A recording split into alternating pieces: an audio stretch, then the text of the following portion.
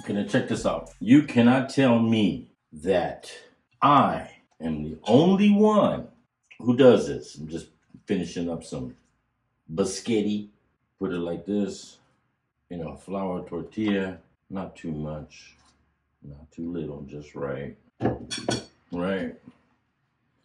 Fold this bad boy up. Voila, a spaghetti burrito. Now you cannot tell me that I'm the only one who does this. Mmm.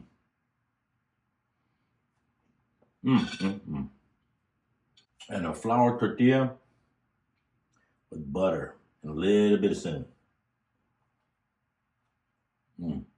I've always referred to these foods as foods that I used to eat when I was growing up. I said, this is stuff I used to eat when I was growing up. I ate a lot of this when I was a kid, right? But as of late, I had no idea there was an actual title for this food. They call it poor man's food. Check that out. Poor man's food? For real? Poor man's food. Well, poor man's food or not, I love it. I don't care how rich I get, how famous I get, I'm always going to be like this. As a matter of fact, that poor don't mean poor. It just means inexpensive ingredients that you find in your refrigerator or cupboards. That's all that means. But it got me to thinking, are there poor man's foods or versions of poor man's food in Japan? I started asking people. They had no idea what that meant. And they started thought of it as native. They didn't think themselves to be poor at all. But if you look at the history of Japan, or the culinary history of Japan, a lot of their foods are based on people eating stuff in the house that were inexpensive and that you can get because you had no money. For real poor man's food, right? Onigiri for one. Some people want to say tamago kake gohan, but I don't think it's really seen as poor man's food because back then, eggs were extremely expensive. Only the higher ups could even afford eggs, right?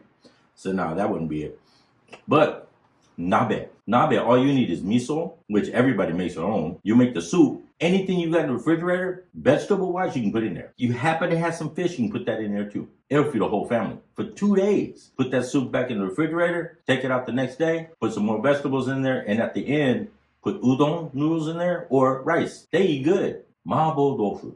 Basically a Chinese food, but Japanese people love it, right? I made my own the other day. This is how much it costs. About 500 yen for the whole thing. And it was good. And I ate good too, right? Just a lot of the foods here that are easy to make, convenient, not rich at all in ingredients, are poor man's food. Onigiri. Whenever you travel as a Japanese national, myself included, whenever I go back home, the one thing that I want to eat as soon as I get back, miso shiru and onigiri. And that's how important an onigiri is to Japanese people. I don't care how old you are. You can be 92, doesn't matter. Onigiri is the original poor man's food. Nostalgic food that everyone ate and enjoyed when they were kids, even as adults. Now, if you grew up Mexican, now us, beans and rice, butter, tortillas, potatoes and eggs, we know how to eat good. But each culture has their own version of foods that they ate to eat when they were kids, right? Or poor man's food. A lot of these foods don't even have names, right? Dara and I, we used to eat what we call wiener stuff. Bell peppers, onions, tomato sauce, wieners, stir fry all that up, put on some rice. Oh, so good.